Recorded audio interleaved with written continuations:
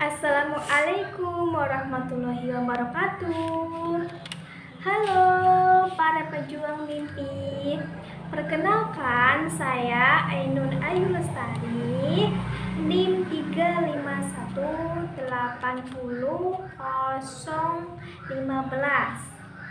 Saya mahasiswa dari IAIN Pekalongan. Mata kuliah Bimbingan Konseling Penyuluhan Karir. Dosen pengampu Lisa Devi Dian Arifia, MPSI. Kali ini saya akan menjelaskan tentang faktor-faktor yang berpengaruh terhadap karir seseorang. Sebelum kita membahas faktor-faktor yang berpengaruh terhadap karir seseorang, saya akan menjelaskan apa sih perkembangan karir itu. Jadi, perkembangan karir itu merupakan suatu kondisi yang menunjukkan adanya peningkatan status seseorang dalam suatu organisasi pada jalur karir yang telah ditetapkan dalam organisasi yang bersangkutan. Bisa juga disebut sebagai suatu proses yang terikat secara sosial. Artinya, perkembangan ini itu ikut dipengaruhi oleh lingkungan kebudayaan, kondisi ekonomi, kondisi geografis, status jenis kelamin, dan status kelompok sosial. Sekarang kita akan membahas faktor-faktor yang berpengaruh terhadap karir seseorang, yaitu ada 2 faktor nih. Yang pertama ada faktor internal, dan yang kedua ada faktor eksternal. Sekarang kita bahas faktor yang pertama, yaitu adalah faktor internal. Apa sih faktor internal itu? Jadi, faktor internal itu adalah faktor yang berasal dari individu. Nah, contoh dari faktor internal diantaranya itu ada 5 faktor ya. Yang pertama ada kemampuan intelijensi. Apa sih kemampuan intelijensi itu? Jadi intelijensi itu pada hakikatnya tes intelijensi mempunyai kecenderungan untuk mengukur kemampuan pembawaan yang terdapat pada diri individu. Kemampuan intelijensi yang dimiliki oleh individu berperan sangat penting. Oleh sebab itu, kemampuan intelijensi yang dimiliki seseorang dapat dipergunakan sebagai pertimbangan dalam masuki suatu jenjang pendidikan tertentu. Kemudian, faktor yang kedua ada bakat. Apa sih bakat itu? Bakat merupakan suatu kondisi atau suatu kualitas yang dimiliki oleh individu yang dapat memungkinkan individu untuk berkembang pada yang akan datang. Kemudian faktor yang ketiga ada hobi. Hobi merupakan kegiatan yang dilaksanakan individu dikarenakan kegiatan tersebut merupakan kegemarannya atau menjadi sumber kesenangannya. Kemudian yang keempat ada sikap. Sikap itu merupakan suatu kesiapan yang ada pada diri seseorang untuk bertindak secara tertentu terhadap hal-hal tertentu. Kemudian yang terakhir ada kepribadian nih. Kepribadian itu dapat diartikan sebagai suatu organisasi yang dinamis dalam diri individu. Dari sistem-sistem psikofisik yang menentukan penyesuaian yang unik terhadap lingkungannya. Jadi faktor internal ada 5 ya teman-teman. Yang pertama ada kemampuan intelijensi, yang kedua ada bakat, dan yang ketiga ada hobi, dan yang keempat ada sikap, dan yang terakhir ada kepribadian. Yang kedua ada faktor eksternal. Apa sih faktor eksternal itu? Faktor yang berada di luar diri individu yang berpengaruh secara langsung maupun tidak langsung dengan diri sendiri. Nah, faktor eksternal ini ada 3 faktor nih. Yang pertama ada status sosial ekonomi keluarga, di mana terdapat beberapa hal yang melatar belakangi status sosial ekonomi orang tua, di antaranya seperti pendidikan orang tua, penghasilan orang tua, dan status pekerjaan orang tua. Kemudian faktor yang kedua ada prestasi akademik siswa. Prestasi akademik siswa itu suatu tingkatan pencapaian tertentu dalam kerja akademik terbukti pada hasil evaluasi. Biasanya ini itu berada dalam sekolah-sekolah ya. Kemudian seperti ada hasil evaluasi belajar, hasil tes, kemudian nilai rapor, dan hasil tes lainnya. Kemudian yang terakhir ada faktor lingkungan. Jadi lingkungan sangat berpengaruh sekali dalam karir seseorang. Lah, lingkungan ini yang bersifat potensial maupun rekayasa mempunyai hubungan yang positif terhadap sikap, perilaku, dan keseluruhan dan kehidupan orang di sekitarnya. Jadi faktor eksternal itu ada 3 faktor ya. Yang pertama ada status sosial ekonomi, yang kedua prestasi akademik siswa, dan yang ketiga ada faktor lingkungan. Selanjutnya akan dibahas tentang hambatan-hambatan pada perkembangan karir seseorang. Nah, ada 9 hambatan nih yang akan kita bahas. Yang pertama ada teman-teman yang memberikan saran yang berbeda dengan pilihannya. Jadi ketika seseorang akan memilih suatu pekerjaan atau seorang siswa memilih jurusan, pasti akan mendapatkan saran dari teman-temannya yang berbeda. Ya bukan? Jika saran yang diberikan sesuai dengan kemampuan dirinya, maka akan berjalan dengan baik.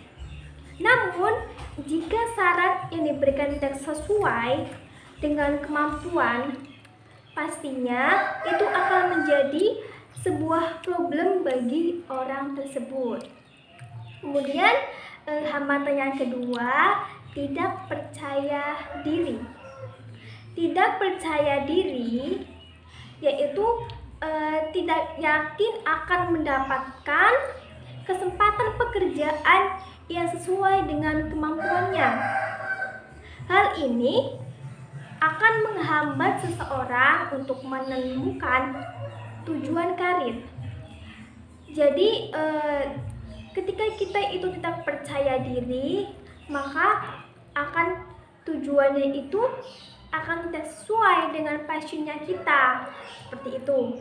Kemudian hambatan yang ketiga ada hasil belajar yang kurang memuaskan. Hasil belajar yang kurang memuaskan akan berpengaruh sekali terhadap pemilihan karir.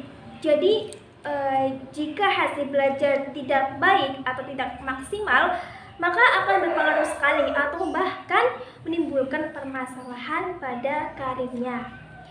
Kemudian hambatan yang keempat yaitu persoalan ekonomi keluarga.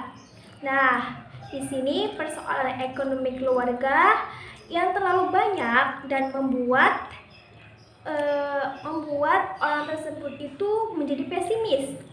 Jadi kondisi ekonomi yang tak stabil juga akan menimbulkan pada pengembangan karir seseorang itu.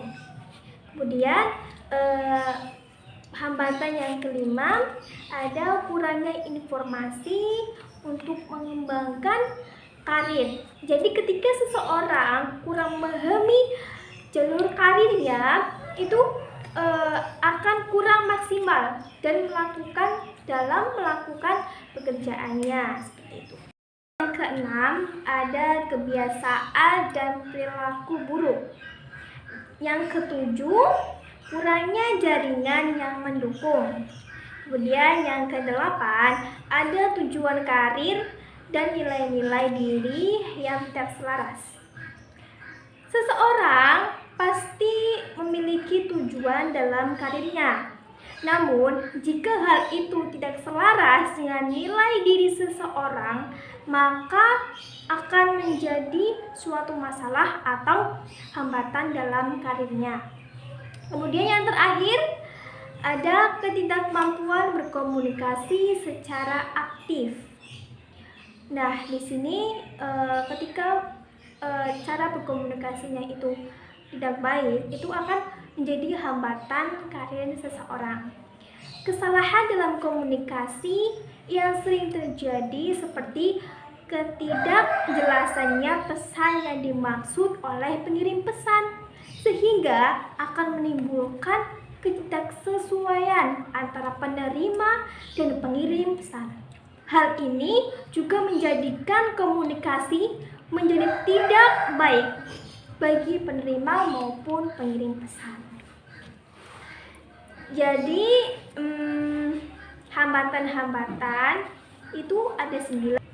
Selanjutnya, selain hambatan-hambatan pada perkembangan karir, sekarang akan dibahas faktor-faktor yang mendukung dan menghambat pelaksanaan bimbingan karir. Yang pertama, faktor yang menunjang dalam pelaksanaan bimbingan karir. Ada 3 faktor nih. Oke, yang pertama, guru bimbingan dan konseling BK. Guru bimbingan dan konseling BK meliputi ada latar belakang pendidikan, pengalaman kerja, dan kemampuan dalam bimbingan dan konseling. Kemudian yang kedua ada fasilitas. Fasilitas di sini salah satu faktor yang mendukung dalam pelaksanaan karir. Semakin lengkap sarana dan prasarana, maka pelaksanaan bimbingan akan semakin baik. Kemudian yang terakhir ada kerjasama dengan pihak lain. Kerjasama dengan pihak lain menjalin kerjasama yang baik dengan pihak lain dalam melaksanakan program bimbingan, maka akan semakin lebih baik. Kemudian faktor yang kedua yaitu faktor penghambat dalam pelaksanaan bimbingan karir. Cut.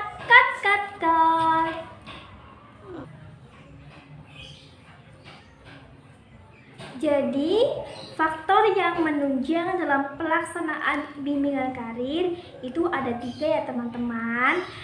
Yang pertama ada guru bimbingan dan konseling BK. Yang kedua ada fasilitas. Dan yang ketiga ada kerjasama dengan pihak lain. Kemudian yang kedua ada faktor-faktor penghambat dalam pelaksanaan bimbingan karir.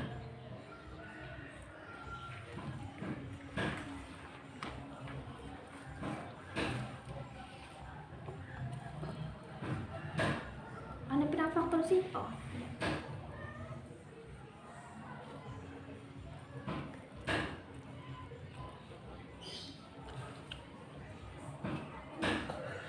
Yang kedua, ada faktor penghambat dalam pelaksanaan bimbingan karir. Ada 5 faktor loh teman-teman. Yang pertama, ada rasa takut. Rasa takut bisa bermacam-macam nih. Yang pertama, ada takut ditolak, takut gagal, atau takut yang tidak jelas, hanya sekedar takut. Lah, pemikiran seperti ini itu akan membuat kita tidak dapat mencapai kesuksesan kita karena kita tidak memberi kesempatan kepada diri sendiri untuk sukses.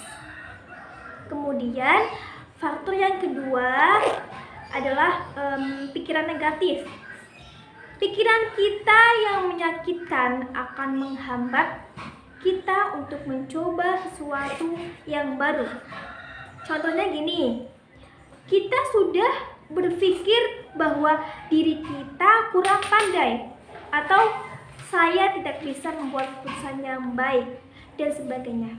Itu bisa membuat bahwa pelaksanaan bimbingan karir itu akan tidak tidak efisien gitu. Dari pikiran-pikiran negatif tersebut, maka akan menyebabkan hambatan-hambatan yang muncul. Maka mulailah berpikiran positif untuk diri kita sendiri. Kemudian ada rasa kewalahan. Rasa kewalahan di sini itu seperti tidak bisa menyelesaikan tugas. Nah, maka dari itu selesaikan tugas besar selangkah demi selangkah. Jangan biarkan kesulitan mengintimidasi diri kita. Kemudian ada kebiasaan menunda. Nah, ini nih yang sering mahasiswa lakukan, kebiasaan menunda. Entah itu menunda pekerjaan rumah atau bahkan tugas-tugas dalam kuliah. Menunda pekerjaan atau tugas adalah hambatan karir terbesar di bidang apa saja. Jadi hilangkan kebiasaan menunda tersebut ya. Kemudian yang kelima ada kurang fokus. Kita mudah menyerah apabila tujuan yang akan dicapai adalah beberapa bulan atau tahun yang akan datang. Maka kita akan kurang fokus. Oleh karena itu, lakukan setiap hari ataupun minggu, kita akan termotivasi masalah atau kesulitan yang sedang dihadapi. Jadi, faktor penghambat dalam pelaksanaan bimbingan karir itu ada 5 ya teman-teman. Saya ulang kembali. Yang pertama ada rasa takut, yang kedua ada pikiran negatif, dan yang ketiga rasa kewalahan, dan yang keempat ada kebiasaan menunda, dan yang kelima ada kurang fokus. Nah, dari hal-hal yang tadi saya jelaskan tersebut itu adalah faktor-faktor yang berpengaruh terhadap karir seseorang. Semoga apa yang saya sampaikan bisa dapat dipahami. Jika ada pertanyaan, bisa ditanyakan di kolom komentar ya teman-teman. Mungkin segitu aja yang saya bisa jelaskan. Saya akhiri, wabillahi taufiq wal hidayah. Wassalamualaikum warahmatullahi wabarakatuh. Salam para penjuang mimpi. Halo, dadah, bye-bye.